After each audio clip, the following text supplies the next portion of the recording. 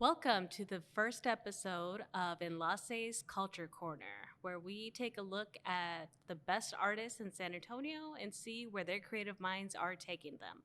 I'm your host, Terry Perez, and with me today is Karen Arredondo. Hello. Karen, it's very hard to put you in a box because you've done a little bit of everything. You are a painter, you've done set designs, you've written. So, I know a lot of your set designs, they're in different opera and theater communities in San Antonio, right? Is it just San Antonio or different parts of Texas? No, I've worked, lately it's been San Antonio. I moved back I was living in Tennessee going to school.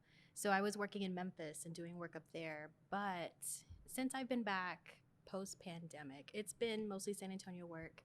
I am looking to kind of push my boundaries and submit to festivals and things outside of Texas, but that's all still in the works. Yeah. So okay, well, that's cool. Stay tuned. Well, one of the big things that we're going to talk about especially is Rose Gold Poems. That is your first debut collection of poetry, and how, let me pull up my phone because I remember reading it, the whole collection, and I had to give my mini review of it, which, how I put it is, this particular writing has her poetry paint pictures that depict personal experiences about the Latinx working class and her journey as an artist. It is a great collection of poems for anyone wanting a break from life and just needing some cozy comfort due to the emotions in between every line. So yeah. Thanks. Aw, that means a lot. I really like the poetry. It's really great. Yeah. So Rose Gold, yes, this is my first book. So it's always been a bucket list of mine to write a book, get it published, and then we'll add a couple of steps there, a couple of levels. I want to get it on bookshelves in bookstores so I can walk through and see, oh my God, there's me. And then also in libraries, because libraries are amazing. But yeah, so it's funny because I didn't think it was ever going to be poetry. I thought I was going to write a memoir, or which I have a project coming, but as my first project, I thought it would be a memoir of sorts. But it turns out I was pushing myself to do, I'm always pushing myself to do new things. And I have this really silly fear, especially with the field that I work in.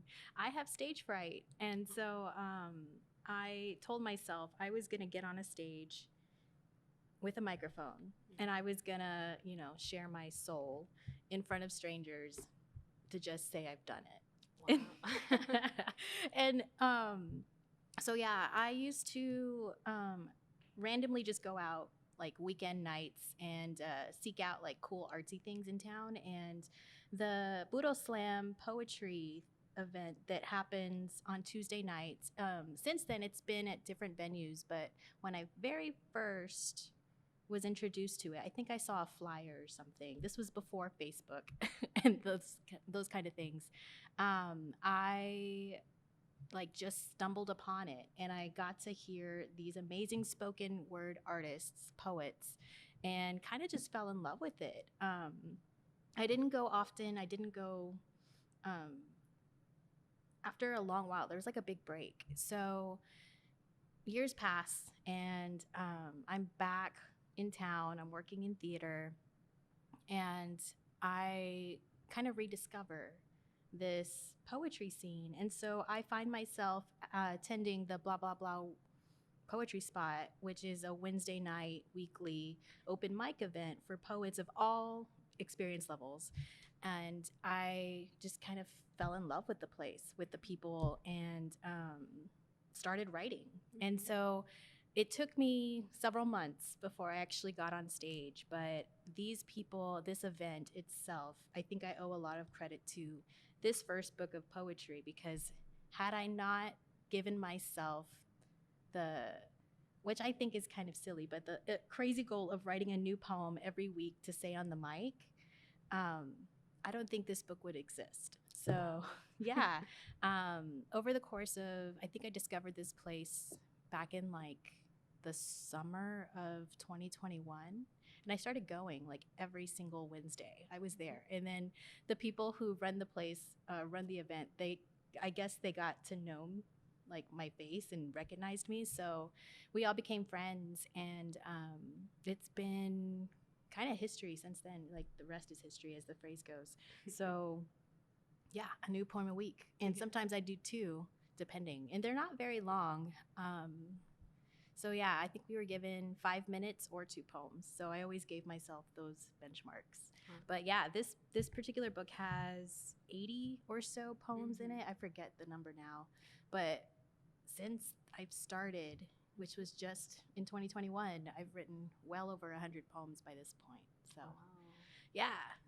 And with the title, I Kinda really love it. like it. Rose Gold Poems. Like, is there a specific reason why you went with that title? Yeah, actually. So, funny story. Back in my early theater days, I was working with some of the people at Jumpstart. I think past members. I don't think they're involved anymore. And one of them, this particular person, gave me this nickname of Carrot because he misheard me saying my name Karen. He heard Carrot, and he was like, "Why are you what? I thought your name was Karen, not Carrot." And I was like, "Carrot, like the vegetable?" He's like, "No, I thought you were talking about gold, like 14 karat gold." And so I used that pen name for a while, and it kind of stuck. I kind of use my name now these days, but I kind of go back and forth. So gold, I guess, for all of the symbolism that our different cultures hold with gold, the political stuff, the capitalism, and all of that hoo-ha, gold is seen as precious. I think the words that I put myself, that I wrote and like put all of this into, it's precious to me, you know, like this is me. So yeah, it's like my gold. Rose is my middle name, my mother's name, and it's also kind of like a family name. There are people in my family on both sides with the name Rose, so it felt very fitting. Some of the work in there is about family. Some of it is about me. Some of it is about even just rose as a flower, the symbol. I don't directly talk about roses in this one, but roses are very hardy, like rose thorns, like they're the symbolism between love and all of that. So I feel like those 2 words combined, I think, can box up a lot of what some of the themes are in this book. That's also a color, rose gold, which is also pretty. Yeah. Well, this is actually my work. The cover of it was a piece that I made using, I want to say it was India ink and gouache, which are like my favorite mediums. And it was just on a piece of foam core. It's like the painting itself is only about 6 inches wide. Oh, wow. And maybe 2 inches tall. Like it's not very big at all. But yeah, elements of rose gold in it. Yes. And it's a collection that like when you read them, they're like different emotional journeys, and they're also everyday experiences, which I read and I really like them. I think there was one about like just going through like your own journey, even though you're like sitting in like a coffee shop or a cafe. I think. That's one of the first ones, where the cafe where the working men go. Yes. So I like to write about the everyday person. I don't like talking about celebrities. I don't care about pop culture all that much. I think there's a lot to learn from the people that we work with, that we live next to, that we like stand in line with at stores and stuff. Like there's so much people can give that people don't get credit for. And I've learned a lot. Like I grew up not poor. I didn't grow up rich by any means. Like my parents were working class, and I think in a lot of ways, this was like a pet project to just honor them and their roots and where they came from. And so the poems that talk about my family are also really and truly a showcase for a lot of people, I think, in our community. So, yeah. Yes. Yeah. So then, would you say like the poems, they're not only influenced by like your own personal views, but like the views of like just a lot of people that you might know in your life? Or I mean, I don't want to speak for a lot of people, but I could state that a lot of the work in this book are observations of the community that I live in and amongst people that I relate a lot to. And yeah, it's about family and it's about myself, the losses, the grief, the happy things, the good things, the lovers, all of that.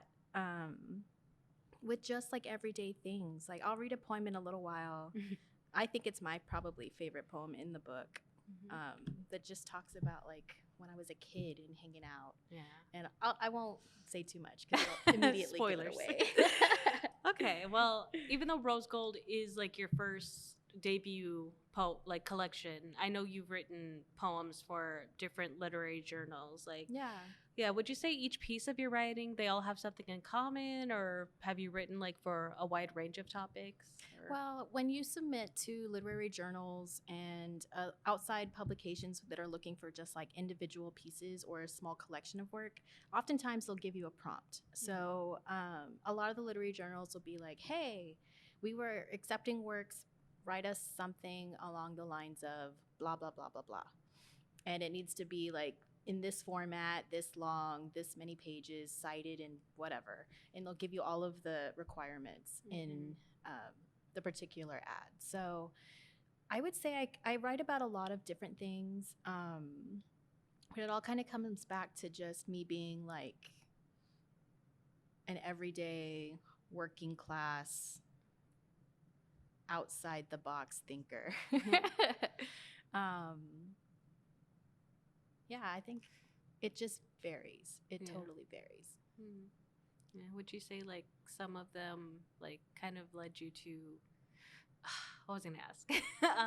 Would you say like some of the poetry it kind of evolved into like some of the poetry that was in Rose Gold? Maybe? Yes, I did include a couple of pieces. I submitted last year maybe to 12 different journals. I have a little like notes thing on my phone that has the list of things that I should eventually add to my resume. I don't have a writing resume yet. That's something on my to-do list. But of those 12, I think about 7 or 8 of them were accepted into varying published entities. Some of them were online, some of them were hard copied, like journals or anthologies. So it's really freaking cool. Like I was over the moon. I think my very first, I want to say it was my very first publication was actually a local one. Some of the people with Blah actually have their own publishing company, Write Art Now, and or Write Art Out. Sorry, there's 2 different ones. Write Art Out. And they were taking submissions for their mixtape journal, and I think I was accepted into that one. And I wrote a piece about my grandmother and her love for music and how it kind of translates to like our culture and things like that. So that one's in the book, I'm pretty sure. Yeah. All right. Well, before anything else, I know you played a big role in theater, as we mentioned.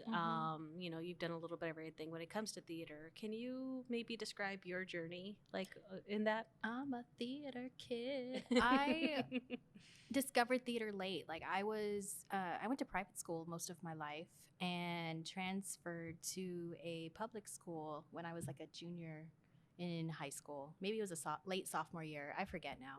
But they didn't have, like, I was like pre-med. I was going to be a doctor. Oh, okay. It's funny to think about that now. But I do love science, and I talk a lot about sciencey things.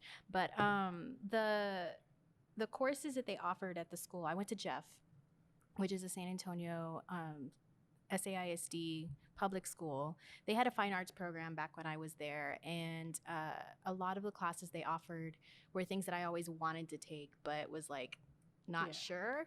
So I enrolled in like an architecture class, and I took theater. And so it was Mr. Robert Ream, who actually is a founding member of Jumpstart. When we segue to that a little while, we'll talk about that. Robert Ream was my theater teacher, and he kind of introduced me to what theater is. He saw that I'm kind of like this super organized, super straight-laced type A personality. And he's like, you could be a good stage manager. You should do that. And so I was like, okay. And so I find that I like wrangling cats, if you will. I like gathering people, making sure everyone's doing what they're supposed to be doing. Bossing people around, I get it.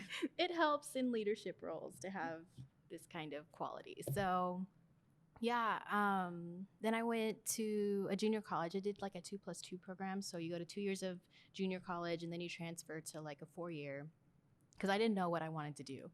And it wasn't till I discovered, actually through my dad, he was like, you know, you can get a job at the college in the auditorium because you like drama, you like theater. Why not? And I was like, really?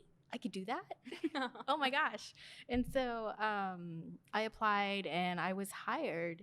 And so I started off working backstage. The auditorium at SAC, the McAllister, is where I met my husband. I've met some people that I've collaborated with on projects.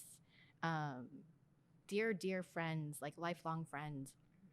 And I worked there off and on for like 15 years. So with the Alamo colleges in general, like I went to different campuses over time and worked my way up. But yeah, theater. I don't remember what the original question was, but I've been doing it, God, for like 20 years or so, like off and on, mostly full time. Designing. I went to school for it. I ended up studying it and got degrees. So yay for privilege and that amazing ability to. So I'm forever grateful for that. But yeah, like I find that it's in my blood. And it's funny because I consider theater like the toxic relationship I can't quite get rid of, like completely cut ties from, because burnout is something that I struggle with. Like I go in 120,000%. And now, like these days, my body's like, no, you have to rest for a little while. You have to slow down. But I need to do this. Yeah, and my brain is like, no, what are you talking about? Yes. Or my heart. Yeah, I get You've that. seen those Yeti comics, the awkward Yeti? It's like the heart and the brain.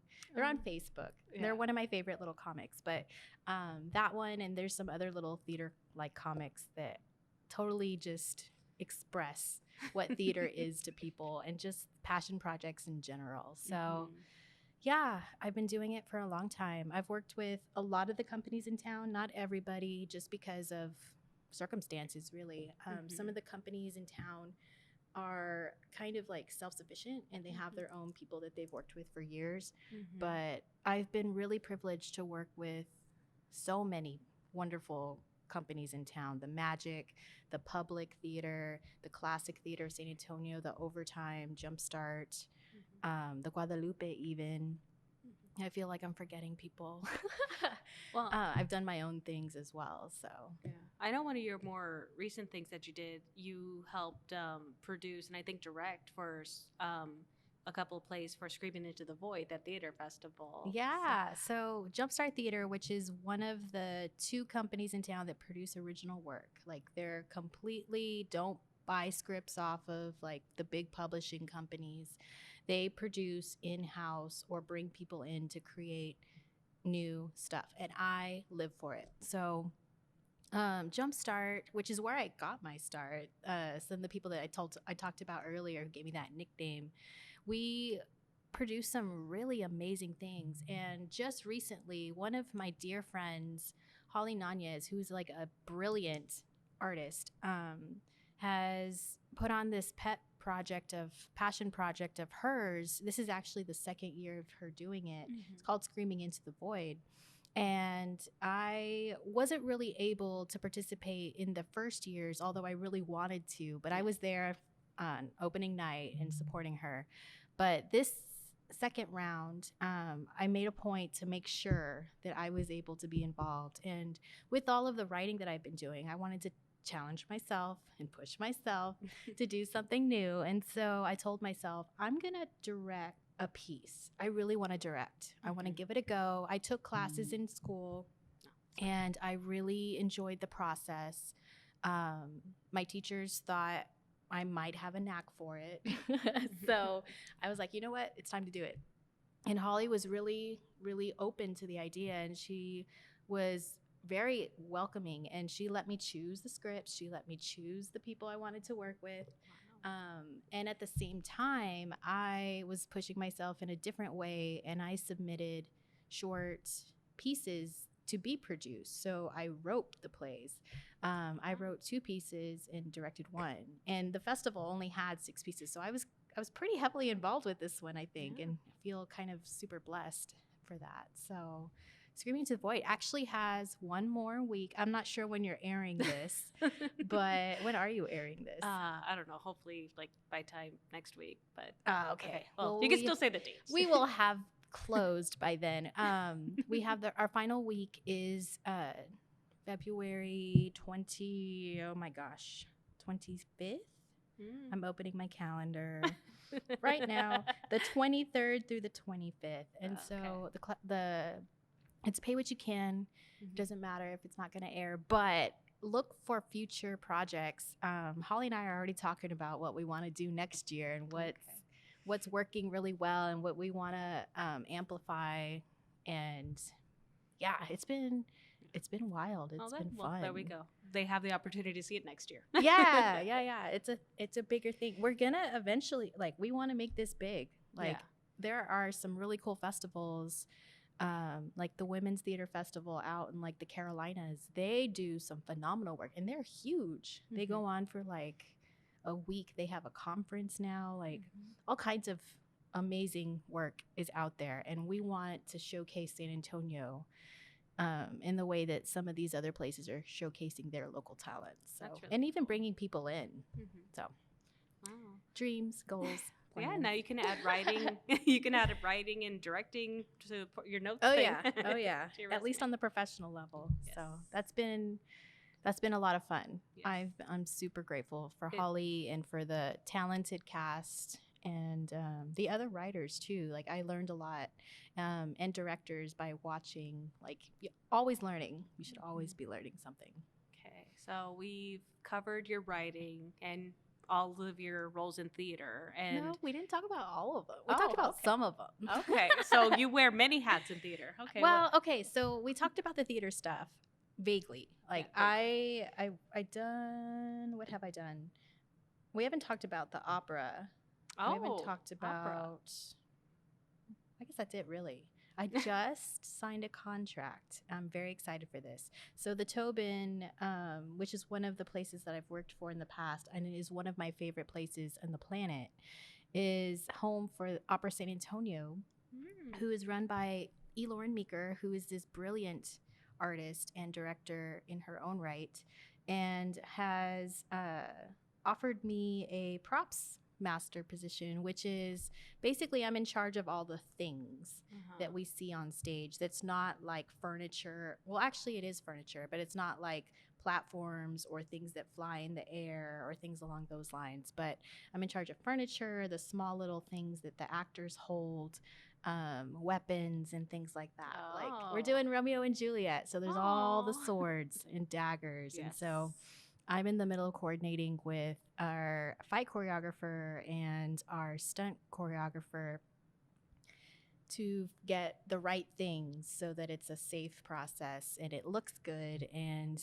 everyone's happy. So yeah, it's my passion as far as theater goes. Like, all the little niches and things you can do in theater, props is my jam. Wow. I love props. Yeah, it sounds really cool. I definitely need to check that out. Yeah. So I'm excited for that. Okay, maybe that did cover most of it.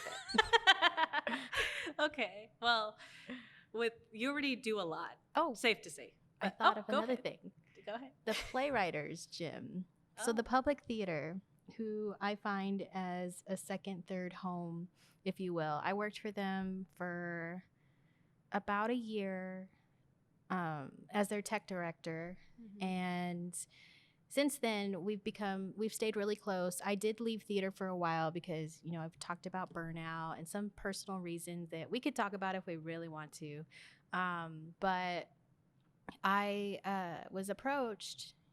No, that's a lie. I did apply.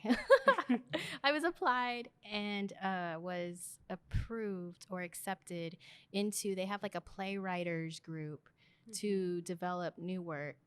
And they are hoping to produce in the future just workshopping, stage readings, and things like that. So I'm working with a handful of some brilliant writers in the San Antonio area who are teaching me so much. Because again, I'm not trained as a writer. Like, I just fell into it and like it. So yeah, that's really cool. I think that's the last thing I'll say for theater. That's okay. But I like learning about all this stuff. I love doing all the things. I can't sit still. Yeah, to add to it, you also paint. Like, I know that. And how we've talked about it before. You say you do mostly a lot of abstract art too. So can you So my grandfather was a painter. My mom likes to draw. I like to draw. My sister is actually a really good artist herself, but doesn't really dabble. My best friend growing up, her dad is a prominent artist in town. And so I grew up like hanging out in his studio and just like surrounded by art. And my grandfather's paintings were always hung up on the walls. Like growing up, I always watched things. And so my mom always encouraged us to like express ourselves creatively. And so she put us in art classes, and I took art classes when I was in college and in high school and all of that. So I just find, for me, it's like an emotional release. A lot of the work I create is just like, I'm in a mood, I need to get this energy out, and then and it just comes out. So I do a lot of work because in theater, I worked as a scenic artist for a long minute in various capacities when I was outside of San Antonio. I worked for a fabrication studio in Chicago, and I was basically I was paid to paint things to look like other things. So I was painting wood to look like marble, to look like cracked, or maybe it was really polished, just depended on the project. And then larger than life, mural painting or scenic painting, large drops, I worked a couple of museum installations for museums outside of Texas. Yeah, so those skills manifest in my personal stuff. Whatever it is I'm dealing with, I'm angry, I'm frustrated, I'm sad, I'm happy even, will come out in a piece. And a lot of the times when I create art, I'm not looking for a specific end product. It's about the process. It's about the movement, the action that goes into getting something out of me onto a specific piece of whatever I'm working on, paper, wood, what have you, canvas, et cetera, et cetera. With all of your art that you do, like, are there like certain characteristics or elements that you like to put in each one of them, or does it really depend on the mood that you're in? It will depend. I usually stick to colors or a specific texture. Sometimes if I'm working in 3D, because I do sculpt as well, I like to work with found objects and just everyday things, because again, the everyday lifestyle that I like to express, or can't think of the word. I'm motioning for those of you who are listening if you can't see that. But I work a lot with like paper mache or collage work or found objects that are manipulated and attached in weird ways to form new things, et cetera, et cetera. So it just, it all depends. I can't say that I'm specifically working on anything that's targeted in a specific theme or light. until recently. I actually did, a friend of mine is working on a big series. She's a poet. They are an artist, poet, amazing human, Grand Slam champion. And they have commissioned me to help, I guess, contribute to this project that they're working on. So I'll be creating something in relation to that, but I can't quite talk about it. So that's all I'm going to say about Okay. that. But I'm really excited because this is one of the first projects where I've actually been like given a theme, given a, not necessarily a type of medium to work with, but it does need to be something that can be hung on a wall. So yeah, I'll crank that out in the next couple of weeks in between opera stuff. Yeah. That's the goal. Yes, opera and painting.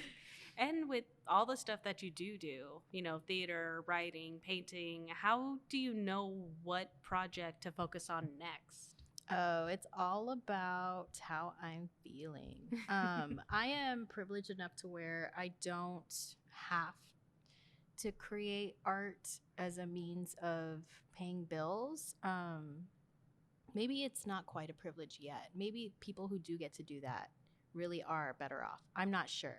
But I have a 9 to 5, which I love, but that only limits the kind of time I have outside of work to really create things. And so I'm pretty particular now on projects that I'll agree to. I have to love either the story, the people, or the overall. It's got to work within a time frame that's available. So if 2 of those boxes are checked, there's a good chance I'll do it. Yes. And when I was trying to, and I don't know, I'm not good with money, so I don't think I would call this a success by any means. But when I was freelancing, I was taking on projects and kind of overextending myself just to make ends meet. And I just didn't enjoy it. Like, it became work. And the playfulness, the creativity, and all of that kind of suffered as a result. So I kind of stepped away from that lifestyle. For now. Yeah. I'm still reconsidering things and doing things in a different way. So we'll see. Yeah. But as far as like what I choose, how I choose, I basically just have to want to do it. I do start like personal stuff. But again, because a lot of the things that I create are to just process thoughts, feelings, events that have happened. I don't always follow through in completing things. Sometimes it's just like, okay, that energy's gone. I'm good. What's next? Yes. So that's something I feel like I need to work on, but maybe not. I don't know. Sounds like it's going well for you. And as long as working. as long as you don't feel like the Yeti. No. No. Okay. Well, are there any other future projects that you're already in the midst of working on or planning on doing? Let's see. So I just signed the contract with Opera, so I'll be working through early April for them. I'm hoping to direct with the overtime. Wink, wink, nudge, nudge. If you're listening, they've actually reached out and want to work on something. It's just a matter of figuring out what script and what time of the year works best. So cross your fingers for that. I'm interested in working with Jumpstart again if they'll have me. Theater stuff, that's probably all I got going. I do have a vested interest in creating something of my own, full flesh. Don't know exactly what that looks like yet, but kind of at this point, networking, seeing who's in town, who wants to play, that kind of thing. As far as writing, I am working on book number 2/book number 3, and they're 2 separate things. One's another book of poetry. This one does have a theme. And the second one is the memoir that I was talking about. So I'm hoping to get theme 2 book out maybe sometime next year. We'll see. Because I'm working in all the aspects now and not just writing, I'm actually writing a little less than I have been, which is fine. So it just depends on when I feel like it's done to start the Mhm. editing process and all of Yeah. that. So I'm still creating the content Yeah. at this point. Oh, you got plenty of time. Yeah, there is no timeline as far as that goes. Exactly. And then I'll have that guest art piece in, I think the location is also to be determined, or maybe it's just I can't disclose it, but the art piece that I'll be contributing is something that'll happen later this month or next month into March. So there's that. The public play gym, we are working towards 10-minute plays that we would like to do readings for in the near future, possibly. Wow. Yeah, I think at this point it's just stage readings. So that's also in the works. I think that's it. My wheels are turning. I think that's it. Well, I think it's safe to say you'll be pretty busy. Yeah. So. Yeah. Yes. For sure. Okay. It's good to be busy. Yes, it is. Okay. Well, I think that is like I think I already asked everything I wanted to, but I felt like an interesting thing we could do to, end things is to maybe possibly read a poem of yours from Rose Gold. Like Are poems. we at that point? If- That's okay. Okay, cool. Only if you'd like, unless you wanted to talk more. I love talking to you. You're really, Thanks. you're really great to talk to. I appreciate poem? that. I Yes. like that. I also feel the same way. I will read a piece from Rose Gold. What This poem one- would you like to read? Well, before you do, like, which one have you chosen? I chose Girl Keep Up. Okay. It's on page 55 for Okay. those. There's a camera, so I'm showing it to the cameras. Okay. And can you tell us a little bit about it? Yeah. So this poem, it does have a few pages on the backside. This poem is about me and my dad. I'm a daddy's girl, and when we were little, my sister and I used to hang out with him over the summers because my mom was always working. And when we weren't in school, we were hanging out with him. And my dad is a mechanic and was always like scavenging salvage yards or junk yards looking for like extra parts or replacement parts for whatever project he had going in his shop. So we were always forced to tag along, and I actually really enjoyed it. Looking back anyway, I remember fondly thinking about it. So I don't know if that was always the case, but kids be kids. Yeah. But this was a particular memory that I had, Okay. and so I will read it. All right. All right, it's called Girl Keep Up. Yes. Recalling, the music made by Snapple bottle caps once helped relax the energy of being stuck inside the cab for the morning. I was 7, watching crane-like machines move large, heavy things from the cab of his 72 Chevy, shaking everything. Creating new mountains I could never climb. I almost felt at home, though, in junkyards, sitting in the cars more than I ever sat inside. A playground seen out from a window. Salvage yards are modern-day treasure troves hunting, felt like second homes. With his long beard, my dad appeared half pirate, half merchant. I know now he did all of this for me, wearing steel-toe boots before I turned 20 because he was afraid I'd get crushed, cut, or impaled by nails, scraped by something metal. I was more afraid of the junkyard dogs, eyes staring from a young age, men working hard and looking for escape. I learned to become invisible. It wasn't common to see girls there, and I learned about intentions in those days. Growing up, I also lived on a forklift. There was no key, just a flathead screwdriver you turn to the right. It ignites, the hum of its engine soothing sitting next to my father. He told me to hold on as we reversed on the uneven streets surrounding his shop, moving things from one area to another to make space. My dad is always making space for something. The sound of the fork scrape when he accidentally pulled the lever up instead of down. Those days, we ate breakfast at the Western Broiler. Carmen brought candy canes if we finished our plates. We had to eat fast because he had to be somewhere. And all the errands on those summer days felt like quality time I seek out when I'm feeling lonely or sitting in a car, watching things moving, wishing I sat next to someone like I once sat next to my dad. Wow. That's it. That's really nice. So I guess it's like a montage of memories because that was a couple of things happening. Yeah, really. But good. yeah, like I'm not a girly girl. I like getting my hands dirty. I can work with tools and that kind of thing. So Oh. yeah.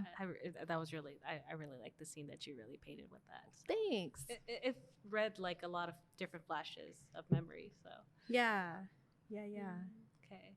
Okay. Well, if you guys do want to check out Rose Gold Poems, that's the name of the book, and you could get it on their website, Liquid Cat Books. Yeah, Liquid Cat Books is the publisher that I went with. They're out of LA, and it's a mom and pop shop. They're super amazing.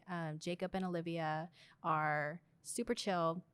They're looking for authors. If you are interested in submitting, you should hit them up.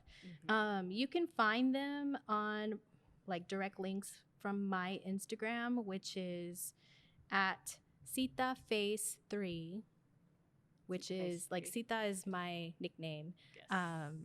Cita, CITA Face, FACE number 3. Yes. Yeah, and you can also so Pink Zeppelin is a record and bookshop out like on the west side, like far west, up Calabria towards like Grissom. And I actually have a featured reading next Monday, the 27th. I think is the date. I'll have some hard copies, like paperbacks, on my person, and I think they're gonna actually carry some of my titles on their shelves. So if you're interested in going in person, kind of skip it through the book before you commit to buying it. I understand. Check them out. They're really cool. Okay. They're off Calabria Road. Yes. And if you guys also want to check out the set design work that Karen has done, check out her website. It's Dondo Designs, I think, or Karen Dondo Designs. It's my name. It's Karen Arredondo Designs. It's all one word. Yes. Also, you can find it if you find me on Instagram or on Facebook. Yeah, I know. I remember reading the website and I was like, wait, is it Karen? I knew it was a variation. Karen Arredondo. I should have. Yeah, I don't know. My website needs some love. Yes. I know. Yeah, find me though. I am interested. I share a lot of weird stuff. I share a lot of events and happenings. It's not just about me. I do share stuff, like some of my stuff, sure. But yeah, I like to promote and like I like to lift up all of the local talent here. Yes, in the city. So yeah, find me, like me. We will. I like you, if that means anything. Okay. I like you too, hun. All right. They're flashing lights at us.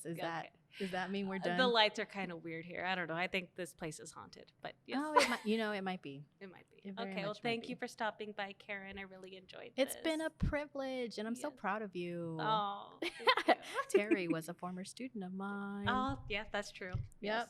Just a quick little thing. Yes, I was in a theater practicum class, and Karen was one of my teachers there. Yeah. So, yes. Bless you.